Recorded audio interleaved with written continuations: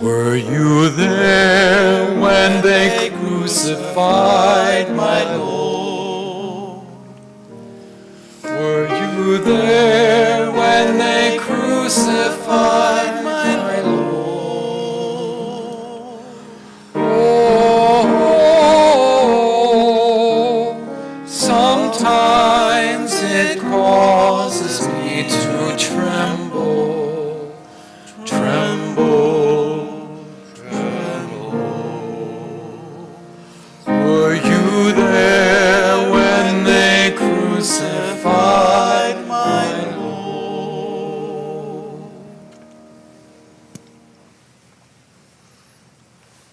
That should put us in the mood. Consider this scene. Those who want Jesus dead and out of the way are trying to persuade Pilate to condemn him to death. Pilate is on the horns of a dilemma because of a dream his wife had told him. Have nothing to do with that innocent man. But the Jewish leaders threaten to complain to Caesar if he does not do as they ask. To get himself off the hook, Pilate asks the crowd to choose Jesus or Barabbas. The shouts for Barabbas drown out the shouts of those who want Jesus to live, and Pilate hands down the crowd's judgment. Jesus is to be scourged, then crucified. The Roman soldiers stir restlessly. All they want is to finish this job as quickly as possible, get off duty, and relax somewhere. They have seen so many prisoners crucified, they are hardened to it. Throughout, Jesus stands like a lamb to the slaughter, not opening his mouth in his defense. Now you read the second part. I am there too. Can I identify with Jesus? I know that I am not silent when I am accused unjustly. I immediately try to justify myself, argue, and even try to lay the blame somewhere else. It rarely works, so I lose my temper and end up shouting at the people who are accusing me. What a contrast with the quiet, dignified Jesus. I wonder if, in the future, I could remain silent, or at least have a quiet dignity in such circumstances. I resolve I will try to learn something from Jesus' attitude.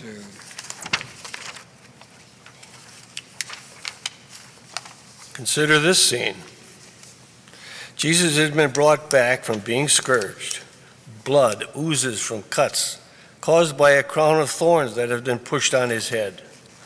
People are mocking him. He waits quietly, meekly, patiently for the cross he is to carry. He is obviously in pain. I am there too. I try to catch Jesus' eye to let him know, somehow, that I would help if I could. He glances at me and I freeze. His eyes bare my soul, and I cannot look away. I remember times that I could so easily have helped someone and did not. It makes me wonder if I am being hypocritical now in wanting to help Jesus just because it is Jesus. He looks away, and I hear his voice saying, I do not need your help to carry my cross, but know this, every time you do not help someone who needs it, the weight of my cross increases. I resolve that I will never walk by on the other side when I meet someone I can help. Third station, Jesus falls the first time. Consider this scene. Jesus is on the ground, and the soldiers are annoyed at the delay. One of them moves closer to where Jesus lies and prods him. Come on, you get up, he shouts. Jesus rises to his feet, picks up his cross, and moves on. He wants this to be over too. The sooner his mission is accomplished, the sooner he will be with his Father. I am there too. Why did you fall so soon, Jesus? But who am I to ask this? The great me who makes meaningful resolutions to become better or act in a better way, who then becomes the little me that falls as soon as difficulties or tiny temptations appear? I resolve to practice dedication to the will of God and persistence in the face of trouble. Fourth station, Jesus meets his Blessed Mother. Consider this scene. Among the crowd stands Mary, appalled at the dreadful state of her son. There's fresh and dried blood on his face, and his clothes are dirty and unkempt. She cannot believe what she is seeing. This is her son, her little boy. She pushes through the crowd, runs forward, and throws her arms around him, avoiding his cruel crown of thorns. She winces as her arms disturb the gashes on his back from the scourging. Her tears mingle with his sweat. "Oh, my son," she sobs. The soldiers drag her back toward the crowd and then, gently for them, put her in the arms of loving friends who support her. Her eyes meet those of Jesus for a moment, and her hand moves to her mouth.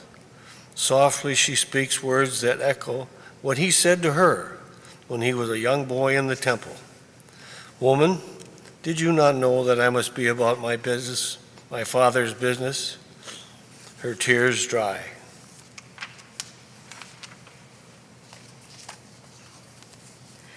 I am I am there there too. too. I am weeping. I want to rush to Our Lady and wrap her in my arms. Then I remember other times I have seen people crying or close to tears and have not put my arms around them or offered them any comfort at all. I resolve that no matter who is hurting, I will empathize with them and be prepared to walk with them if they need me. The fifth station, Simon of Cyrene helps Jesus carry his cross. Consider this scene. Jesus is tired.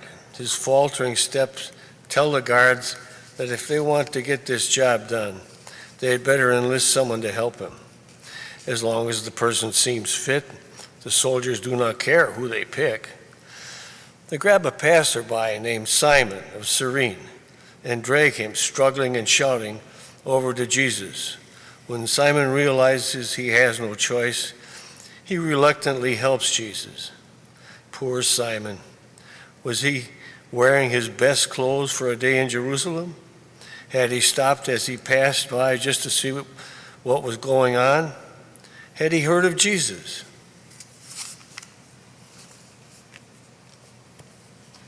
I am there too. too. I think how often I have played the part of Simon by helping others only grudgingly. I also remember how virtuous I felt when I did. Is it bad enough when I am asked to help someone I know and it is inconvenient? But what if it is a complete stranger and I do not want to help? Then I use the word they. They ought to do something about this. They ought to help more. They should provide. I resolve not to use the word they like this anymore, but instead to replace it with I. Sixth station, Veronica wipes the face of Jesus. Consider this scene. The soldiers are annoyed by all the delays. Anyone who goes anywhere near the procession is treated roughly and pushed back violently. A woman runs out of the crowd with a towel in her hand. She avoids the soldiers and rushes up to Jesus. She begs him, through her eyes, not to stop her act of kindness. His tortured face softens, and his pain-filled eyes send a message of love, acceptance, and gratitude. She reaches up and with soft hands wipes the sweat and blood from his face. The soldiers reach her and she is dragged away and thrown back into the crowd. Later, she sees the gift Jesus gave her for what she had done, his face on her towel.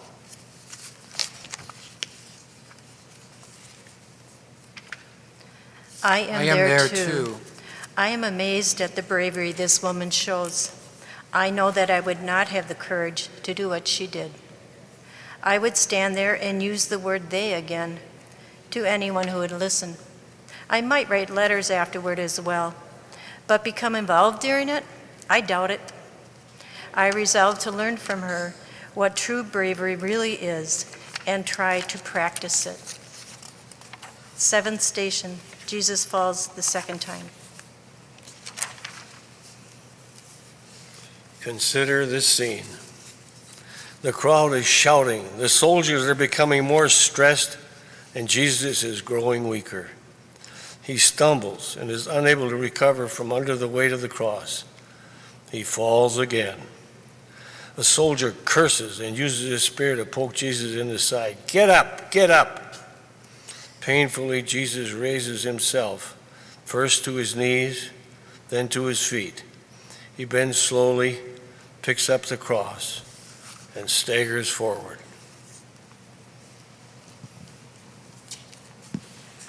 I am there too. too. But where am I in the scene? Which one am I?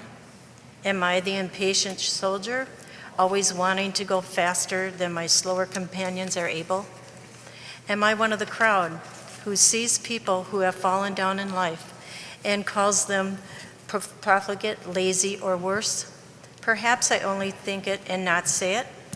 Or am I Jesus, but unlike Jesus?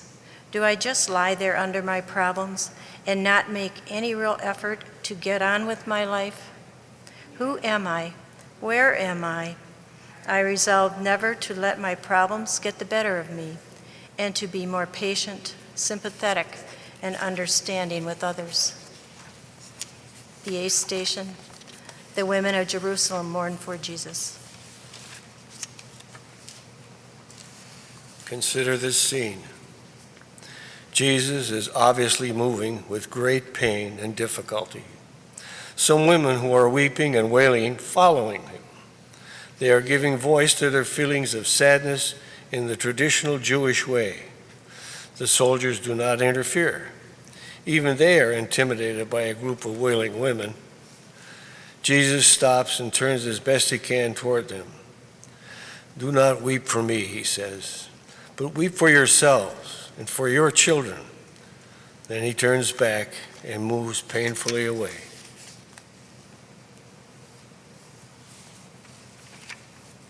I am there too. What do I feel when I hear him say those words? I'm not sure. I find myself thinking that the words are an echo of what the crowd shouted at his trial. His blood be on us and on our children. I think how bad it will be for those who have shouted such a thing. But wait, Jesus is looking intently at me. Is he thinking I shouted those words? Surely not. Then into my head comes words he spoke at another time. Do not judge, and you will not be judged. And I know what he is thinking. I am ashamed. I resolve to pray for the grace and strength never to judge others. The ninth station, Jesus falls the third time. Consider this scene. Jesus is on the ground again. The soldier in charge is worried. Perhaps Jesus' heart has given out under the strain of all he has endured. The soldier knows his commanders will not be pleased if Jesus dies before arriving at the place of execution. At last, Jesus stirs. He tries to get up, but he fails. He tries again, but fails again. He tries a third time and manages to get to his feet. He staggers on, still bearing his cross. I am there too. I see Jesus fall to the ground. I move through the crowd until I'm opposite his head. His eyes momentarily meet mine as he struggles to get up. I try to project how sorry I am that he has fallen again. Then in my head I hear, don't look at my fall. Look instead at how many times I am trying to rise. This is what you must do. Keep trying to recover from whatever makes you fall, and be certain of one thing: I will be there to help you in your struggles. I become aware of what Jesus means by this. If I fall because of sin, he will be there to help me regain my feet and continue on my way to the Father. I resolve that I will never despair, no matter what I may have done wrong or how many times I have fallen. The 10th station, Jesus is stripped of his clothes. Consider this scene. Jesus arrives at the place of his execution.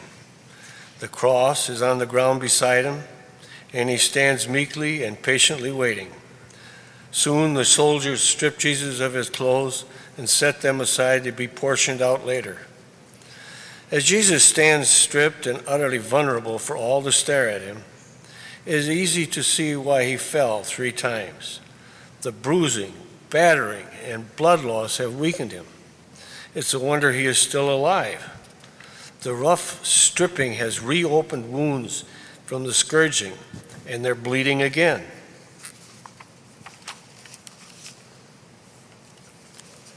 I am there too. too. I avert my eyes. It is a gory sight, and I am embarrassed to see him stripped. As I stand there looking away, I recall other times when I have looked away, when I saw that girl with the badly disfigured face, that boy with the twisted body who drooled, that homeless beggar with the outstretched hand, that incontinent old man who smelled, that person at work I cannot stand. I realize how often I turn away from people who make me feel uncomfortable. I look at Jesus and resolve that, at the very least, I will let such people know I acknowledge their humanity and accept them as they are. The 11th station, Jesus is nailed to the cross.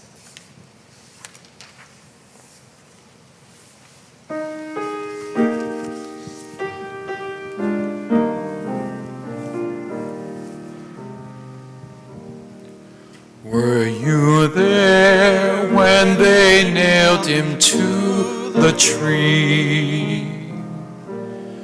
Were you there when they nailed him to the tree? Oh, sometimes it causes me to tremble, tremble, tremble. Were you there when they nailed him to the tree?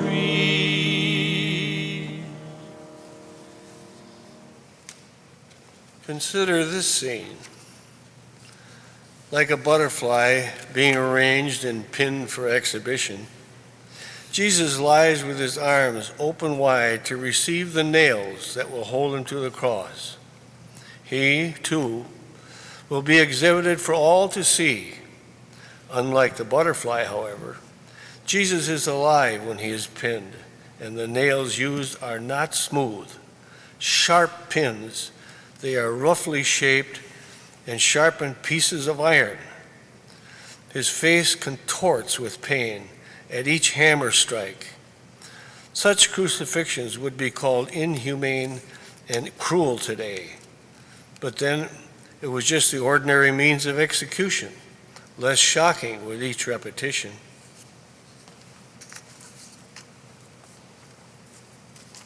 I am there too. I close my eyes and put my fingers in my ears, but I cannot blot out the sound of the hammering, and I cannot keep my eyes closed. It is awful. I compare Jesus' silence throughout this agonizing assault with how I moan about the pinpricks in my life to anyone who asks or is prepared to listen. I resolve that I will listen quietly to the concerns of others instead of complaining about my problems.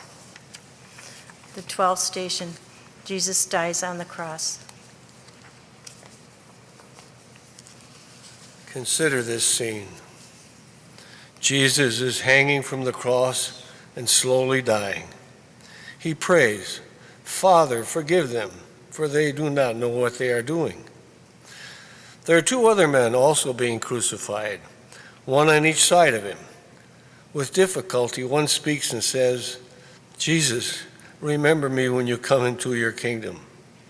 With equal difficulty and pain, Jesus replies, "Truly, I tell you today, you will be with me in paradise. Mary, Jesus' mother, and John stand close to one another at the foot of the cross. Jesus commits each into the care of the other. Finally, in a loud voice, he prays, Father, into your hands I commend my spirit, and dies. I am there too. too. As Jesus dies, I remember his words. No one has greater love than this, to lay down one's life for one's friends. The words have a strange effect. I am certain, as never before, that all that pain, all that agony was for me. I realize also that I didn't tell him that I loved him, and I weep. After a while, I think of other people I have not known who died. Did I tell them I loved them or that I cared for them? Although I am sure that they know my feelings now, I hope I told them how I felt. If I did not, I cannot tell them now. Death's door is slammed in the face of those left behind. I will resolve to make sure that everyone dear to me will know of my feelings. 13th station, Jesus is taken down from the cross. Consider this scene. Jesus hangs limply on the cross. His mother waits near the foot for his body, tears flowing down her cheeks. The nails are removed from his hands and feet. His body is lowered to waiting men who deliver it into his mother's arms. She wraps him in her shawl, holds him to her breast, and rocks him like a baby. She croons over him, and her tears wash the blood from his face. Her grief is palpable.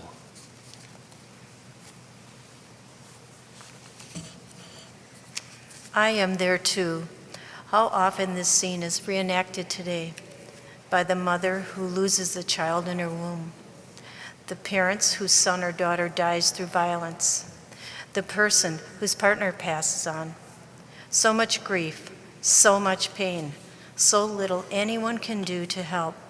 All that can be done is to be prepared to walk with them for a while, if that is what they want. I resolve that I will approach and listen to bereaved people I meet with compassion and love. The 14th station, Jesus is placed in the tomb.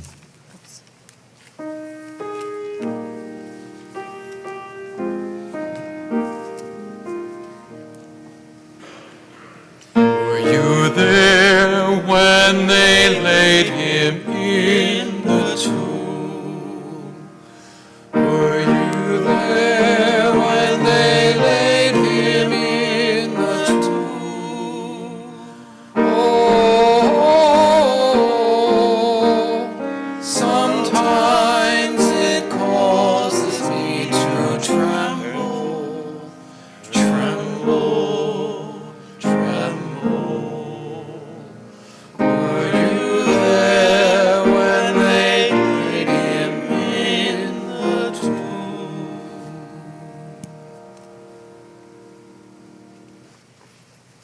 Consider this scene. It is the eve of the Sabbath, and there is no grave prepared for Jesus. This is troublesome. The law demands that the dead be buried before the Sabbath begins. Joseph of Arimathea, a Jewish leader and a secret follower, offers his own tomb to be used for Jesus' body. Pilate gives him permission to take the body. Strong hands lift Jesus and carry him to the tomb, where he is gently laid to rest. I am there too. As I follow the sad procession to the borrowed tomb, I remember Jesus' words. Foxes have holes and birds of the air have nests, but the Son of Man has nowhere to lay his head. I enter the tomb and see Jesus lying on a shelf, cut from the rock face. His body is being wrapped. Before his head is covered, I notice that he looks at peace and at rest. I leave and sit outside to meditate upon all I have experienced. during my walk with Christ. After a time, my thoughts turned to how peaceful Jesus looked in the tomb. I remember his words, "Come to me, all you that are weary and are carrying heavy burdens, and I will give you rest." I resolved to act upon that promise. Then I hear him say what he said to 2 other troubled people, "Your sins are forgiven, and go your way, and from now on, do not sin again." I feel as though I have been raised up on eagle's wings and am soaring through the air. I feel refreshed, renewed. I rise, and without a backward glance, leave the scene to continue my life journey, praising God with each step. That concludes our stations.